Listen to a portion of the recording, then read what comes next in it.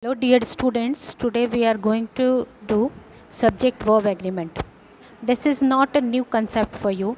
Since your childhood, when you started learning framing sentences, you had been told that what subject should be used with what verb. So this is not a new concept, but there are certain rules which you need to know to construct your sentence grammatically correct. So let us see one by one. There are some rules which you are already aware of, and there may be certain rules which you are not aware of, which you are not familiar with. So let us see. First of all, let us revise 5 different forms of verb, because our subject verb agreement is related to the forms of verb only. So first form, which is present, and it comes with plural subject, and it is also known as plural verb. For example, write. Then we too suggest past form of verb, which is second form of verb, which is for example, if we have taken write as base form, second form is wrote. Similarly, in V3 it is past participle written, V4 present participle writing, and V5 is again present, which is used with singular form of subjects, and it is also known as singular verb. So basically, when we talk about subject verb agreement, basically we talk about V1 and V5. Just concentrate here. It is what we are talking about, V1 and V5. In rest of the places, normally there are no certain confusions.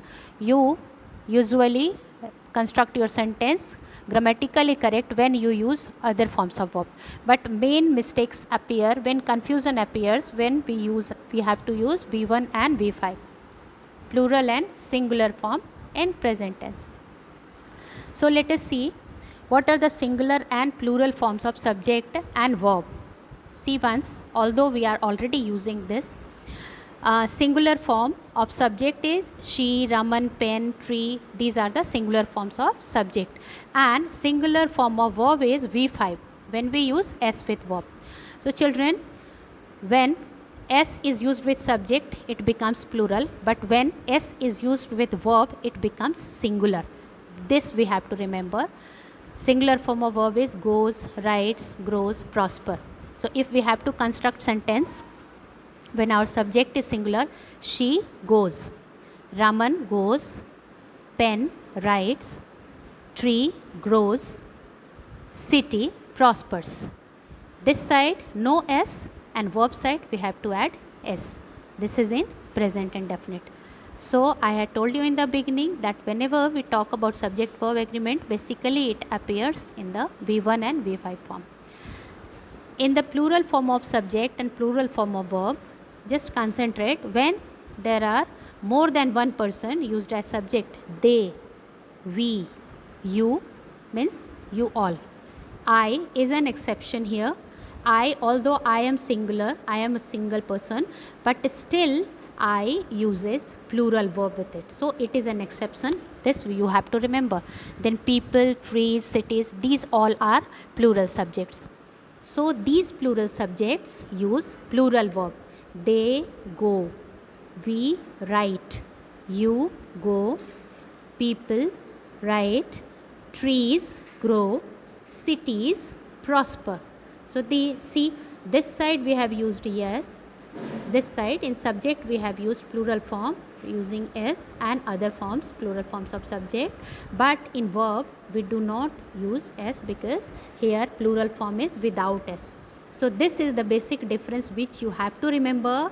If verb uses s, it is singular, but when subject uses s, it is plural. So this you have to remember. Now this brings the fundamental subject verb agreement rule. A singular subject takes a singular verb, whereas a plural subject takes a plural verb. Let us see an example.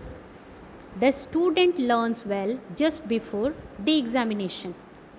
Here student is singular, and accordingly we will use a singular verb, learns. In second sentence, the students learn well just before the examination. That means when the subject is plural, we have used students, then verb will also come in plural form, means without s. students learn well before the examination. So this is the first and fundamental rule of subject verb agreement. Let us see some other rules. What does the second rule say? Subordinate clause. Children, we have read clauses. So subordinate clauses that come between the subject and the verb don't affect their agreement. Let's see an example. The boy who is talking to the teachers is my brother. Now, this who is talking to the teachers, this part is known as clause because it has its own subject and own verb. Is talking is verb, who is subject, and is talking is verb. So this whole part is known as subordinate clause, which does not have any effect on this verb is. So the boy is my brother, and this who is talking to the teachers is subordinate clause. It does not make any effect on this verb. So let us see the second rule. Next rule. Prepositional phrases between the subject and verb usually do not affect agreement. What does this say? Prepositional phrases. Phrases which start with a preposition between subject and verb usually do not affect agreement. Means verb will not have any effect of this prepositional phrase. What is prepositional phrase? In this sentence, the colors of the rainbow are beautiful. See, from of till rainbow. This is prepositional phrase because children, it starts with a preposition of the rainbow ka. So what is subject in this sentence? Our subject is colors, means it is in plural form. Similarly, our verb will also appear in plural form. The colors are beautiful, and of the rainbow will not have any effect. Although rainbow is singular, आपको ये नहीं सोचना है कि the rainbow आ रहा है verb के पहले तो उसके कारण ये हो जाएगा इज़ ब्यूटीफुल. यहाँ पे होगा the colours of the rainbow are beautiful. Now you know the rule कि प्रीपोजिशनल फ्रेज जो सब्जेक्ट के बाद आता है उसका कोई भी इफेक्ट वर्ब पे नहीं होता. तो this is our third rule. Let's see the next rule. When sentence start with there or here, the subject will always be placed after the verb. It needs proper care to identify each part correctly because we have to place the verb according to the subject. So we need to know. Our next sentence is, there is a problem with the balance sheet. Now here our there is not a subject. This is a dummy subject. Actual subject is problem. So this verb will go in accordance with this subject problem. Now just see the second sentence. Here are some books you requested. ये books हैं जो आपने request किया. तो यहाँ पे आप देख रहे हो again you see this are is in accordance with books. Books are. Here are and it does not have any effect of the subject here. तो आपको ये देखना है कि जहाँ पे सेंटेंस here और there से स्टार्ट हो रहा है तो आपके वर्ब के बाद जो पहला सब्जेक्ट आता है that will have verb in accordance with it. इसके अकॉर्डेंस में वर्ब होगा. जो हमारा ये वर्ब होगा वो इस सब्जेक्ट के अनुसार होगा. तो ये आपको ध्यान रखना है. जैसे कि here are the books, ये बुक्स के लिए आर आया है. here and there will not have any effect on the verb. Verb के ऊपर इनका कोई भी इफेक्ट नहीं होगा. जो वर्ब के बाद सब्जेक्ट आ रहा है उसके अनुसार अगर वो सिंगुलर है तो सिंगुलर वर्ब आएगा. अगर सब्जेक्ट हमारा प्लूरल है accordingly it will take a plural verb. So this is our next rule. Now let us move to the fifth rule. Subject don't always come before the verb in question. Make sure you correctly identify the subject before deciding the proper verb form to use. Verb का form proper form use करने के लिए आपको decide करना है. What does it mean? Subject don't always come before verb in question. Subject हमेशा question word के पहले नहीं आते, वर्ब के पहले नहीं आते क्वेश्चन वाले सेंटेंसेस में। Make sure you accurately identify, आपको ये एक्यूरेटली आइडेंटिफाई करना है कि सेंटेंस में सब्जेक्ट कौन सा है और उसके अनुसार आपको वर्ब यूज़ करना है। For example, here is a question sentence, interrogative sentence, where are the pieces of this puzzle. Here children identify the subject in this sentence, it is an interrogative sentence. आपको identify करना है कि इसका subject कौन सा है। Yes, the pieces are the subject and this are will go in accordance with the piece, इसके लिए ये वर्ब होगा। अगर यहाँ पे पीस होता है तो where is the piece of this puzzle, अगर पीस होता, एस नहीं लगा होता, प्लूरल फॉर्म नहीं होता सब्जेक्ट का, तो हमें यहाँ पे यूज़ करना पड़ता is. Where is the piece of this puzzle, और यहाँ पे क्योंकि पीसेस हैं तो हमने क्या लिखा है, where are the pieces of this puzzle. Similarly in second sentence, just see which book do you want to read. Now see here you may have a confusion because we are getting direct noun in the sentence. यहाँ पे दो हमारे पास verb के आगे और पीछे दोनों we are getting two different nouns and pronouns. So you may have confusion, book के अनुसार यूज़ करना है कि you के अनुसार हमें verb यूज़ करना है। तो our rule says the subject is one which appears after verb. verb के बाद कौन सा आ रहा है, which word is appearing, this is pronoun you. तो you के हिसाब से हमें do लगाना है, it should not be does according to books, book. which book do you want to read, अगर हमारे पास यहाँ पे books भी हो, even then it will remain same, which books do you want to read. but in case you के बदले अगर he हो जाता है then what should we write, he अगर आता है तो क्या हो जाएगा sentence, which book does he want to read, sentence हो जाएगा which book does he want to read, वो कौन सा बुक पढ़ना चाहता है। तो did you get the difference, ये बुक के अनुसार हमारा वर्ब नहीं जा रहा है, this is going according to the subject which appears after this verb. So this happens in the question sentences और interrogative sentences. So this is our next rule. Let us move to the next one. The sixth rule says, if two subjects are joined by and, they typically require a plural verb form. ये तो आप लोग starting से जानते हो कि अगर दो सब्जेक्ट एंड से ज्वाइन किया जाता है, they make a plural subject and accordingly they take a plural verb. जैसे यहाँ पे the cow and the calf are jumping over the moon, तो यहाँ पे काव और काफ दो हैं, अलग अलग सब्जेक्ट हैं and they are joined using and, तो ये प्लूरल सब्जेक्ट हो गए और accordingly they are taking a plural verb, are jumping over the moon. There are some exceptions, यहाँ पे कुछ ऐसे केसेस भी मिलेंगे आपको where two subjects are joined with the help of and but we are using singular verb.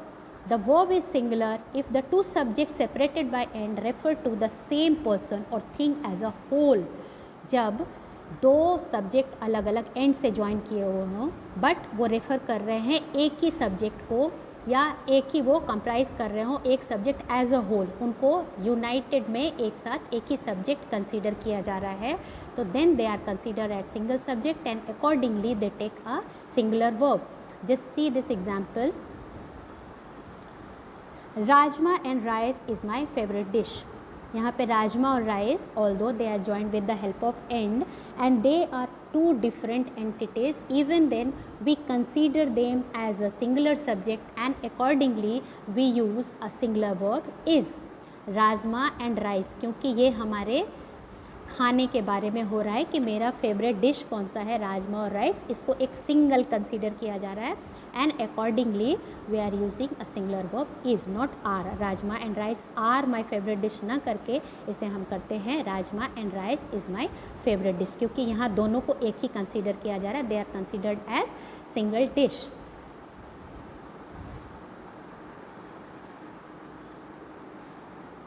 Next rule says if each, every or no comes before the subject, the verb is singular. अगर हमारा subject plural है लेकिन उसके पहले each, every, no आ रहा है तो हमारा जो वर्ब होगा वो सिंगुलर हो जाएगा। फॉर एग्जाम्पल, नो स्मोकिंग और ड्रिंकिंग इज़ अलाउड। यहाँ पे नो आ गया है and we have two different subjects, smoking and drinking, even then we are using a singular verb is. No smoking or drinking is allowed. Similarly, in second sentence, just see, every man and woman. Here we have two different subjects, man and woman. Every man and woman, दो हैं, आदमी और औरत, is required to follow the rules, not are. जैसा हमने ऊपर देखा था कि अगर एंड से दो अलग अलग सब्जेक्ट ज्वाइन होते हैं तो उनमें एक प्लूरल वर्ब होता है, लेकिन यहाँ पे हमारे पास क्योंकि every is appearing before that subject, तो एवरी में फिर से इसको सिंगुलर बना देता है. एवरी मैन, प्रत्येक आदमी और औरत is required to follow the rules. यहाँ पे आर नहीं होगा, इज़ होगा, बिकॉज एवरी एच नो अगर आता है सेंटेंस के पहले, सब्जेक्ट के पहले, तो that makes singular irrespective of the subject. Subject आपका सिंगुलर हो या प्लूरल हो, इसको सिंगुलर ही कंसीडर किया जाता है and accordingly we use singular verb. Let us see the next rule. If the subjects are both singular and are connected by the words or, not, neither, nor, either, or not only but also, the verb is singular. Again the similar kind of case, if both of the subjects are singular. अगर singular हो, यहाँ पे कुछ अलग तरह के sentences आपको देखने को मिलेंगे, but if they are joined with the help of or, nor, neither, तो इसमें बेशक आपको singular verb ही लगाना है, क्योंकि either और जो है ये दोनों ही सिंगुलर है. सेंटेंस इज इधर जेसिका और Christian is to be blamed for the accident. यहाँ पे जेसिका और क्रिश्चियन दो हैं अलग अलग, और ये और के साथ ज्वाइन हुए हैं, तो we are taking a singular verb, is to blame for the accident. Okay, so next is, so I hope this rule is clear. अगर सब्जेक्ट, दोनों सब्जेक्ट सिंगुलर है और उनके पहले इधर और आ रहा है, ज्वाइन हो रहा है इधर और, neither, nor, not only but also के साथ, तो उसमें बेशक एक सिंगुलर वर्ब आएगा. Further the next rule says, if the subjects are both plural and are connected by the words or, nor, neither, nor, either, or, not only but also, the verb is plural. तो अगर verb दोनों ही plural है, if both are singular will go for a singular verb, but if both are plural, both subjects are plural and are joined with the help of neither, nor, either, or, not only but also, then we use a plural verb without any doubt. Just see the example, not only dogs but also cats are available at the animal shelter.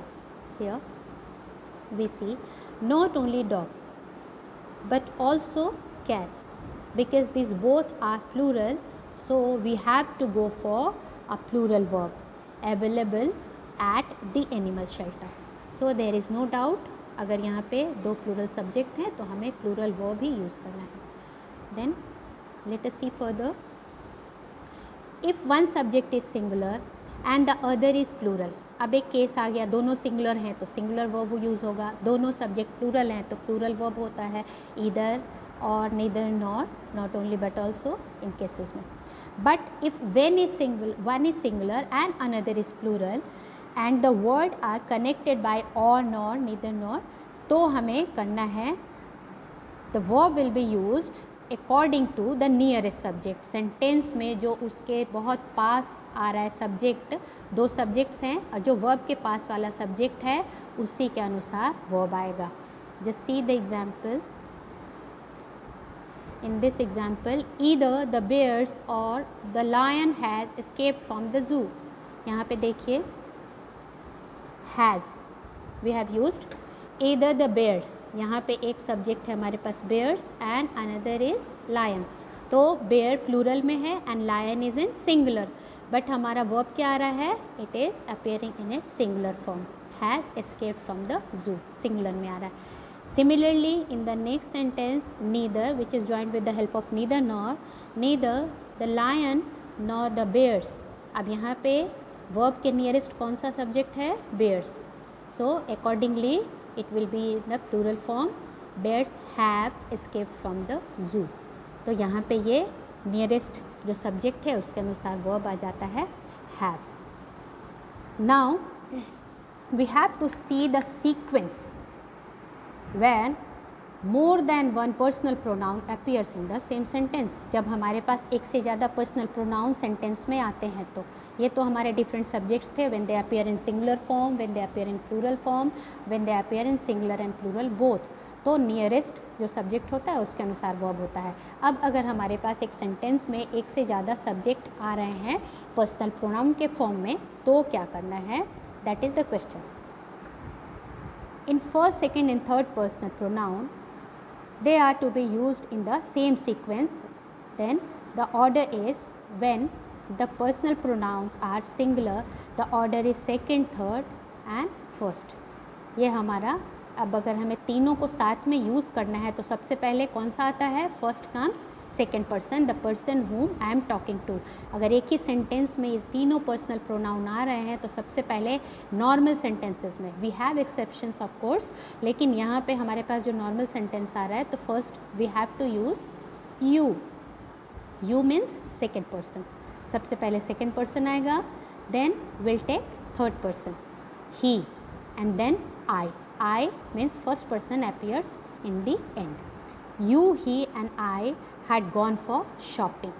तो ये आपको याद रखना है, अगर तीनों person एक साथ आ रहे हैं तो सीक्वेंस क्या होगा, पहले होगा second person, then third person and then first person. In the second sentence you, she and I were best friends. It is the same kind of sentence. Let us see the second case when if the sentence is about accepting guilt or mistake. अगर किसी sentence में हम अपनी guilt, गलती या mistake accept कर रहे हैं तो इसमें सीक्वेंस चेंज हो जाता है. The order is first, second and third. First person means first of all I will take up the blame and then you and then he. Third person को सबसे लास्ट में गिल्टी बताएंगे. I, you और he will ask for pardon. हम लोगों में से कोई भी सॉरी बोलेगा तो sequence will be I, you and he will ask for pardon. हम लोग सॉरी बोलेंगे तो इसका सीक्वेंस देखा आपने, यहाँ पे चेंज हो गया. नॉर्मल सेंटेंस में हमारा सीक्वेंस होता है second person, third person and then first person. यहाँ पे first person appears first, then comes second person and then in the end comes third person. In second example I, you and he are at fault. फिर से अपनी गलती बता रहे हैं. And if there are only two persons, then the second person will appear first and then the third person. You and she are at fault. So this you have to remember. इनका sequence याद रखना है. when we have to accept the guilt or our fault. जब हमें अपनी गलती accept करनी हो तो सबसे पहले first person, then second person and then comes third person. Then let us see the last rule in this sequence. When all personal pronouns are plural, जब सारे ये पर्सनल प्रोनाउन प्लूरल में होते हैं. अभी तक हमने सिंगुलर में देखा. when they are in plural the order is first, second and then third. अगर ये प्लूरल में हो पर्सनल प्रोनाउन तो सबसे पहले आ जाता है first, then second and then third for the general sentence also. तो जब वो सिंगुलर होते हैं तो सीक्वेंस होता है सबसे पहले second person, then third person and then first person. लेकिन जब प्लूरल लेते हैं तो first person, then second person and then third person. We, then you and then they will go to the picnic. ये सिंपल सेंटेंस है, इसमें कोई fault में एक्सेप्ट नहीं हो रहा है, but since it is in plural तो ये हमारा अगला रूल कहता है कि जब पर्सनल प्रोनाउन अपने प्लूरल फॉर्म में हो तो उनका सीक्वेंस चेंज हो जाता है we, you and they. Similarly in second sentence we and you will arrange the payment. इसमें भी सबसे पहले फर्स्ट पर्सन प्लूरल नंबर आया, then second person plural number. Then again if we are getting second and third person, then second person will appear first in the sentence and then the third person will appear in the sentence. Now let us see one related rule to the personal pronoun. जब personal pronoun ये अलग अलग different persons एक ही sentence में आते हैं तो although we have seen the similar, अगर अलग अलग सिंगुलर और प्लूरल सब्जेक्ट सेम सेंटेंस में यूज़ होते हैं तो जो नियरेस्ट सब्जेक्ट होता है उसी के अनुसार हमारा वर्ब होता है। तो वही रूल यहाँ पे भी अप्लाई होगा चिल्ड्रन। अगर हमारे पास अलग अलग पर्सन सेम सेंटेंस में यूज़ हो रहे हैं and they start with either or neither nor, तो जो वर्ब होगा वो सबसे नियरेस्ट सब्जेक्ट के अनुसार लगेगा। Just see this example, our sentence is starting with either. यहाँ पे बताया हुआ है कि ईदर और नीदर नॉर से जब सेंटेंस होते हैं then the sequence is second person, third person और फर्स्ट पर्सन। जो हमारा नॉर्मल सीक्वेंस है वही रहेगा सिंगल प्रोनाउन के लिए। जो हमारा सीक्वेंस है सेकेंड, थर्ड और फर्स्ट वही होगा, but verb will go in accordance with the nearest subject. इसका नियरेस्ट सब्जेक्ट है। क्या सेंटेंस हो जाता है? ईदर यू, ही और I am at the wrong conclusion. या तो तुम या वो या मैं है गलत कंक्लूजन पे। तो यहाँ पे बच्चों आपने देखा कि जो नियरेस्ट सब्जेक्ट है उसके अनुसार हमारा वर्ब यूज़ हो रहा है। ऑल्दो इट साउंड्स वियर्ड, थोड़ा अजीब सुनने में लगता है, but this is the correct grammar rule. So we'll see some more rules in our next class. Okay, I hope you understood. If you have any doubt you can ask on your group. Till then, bye.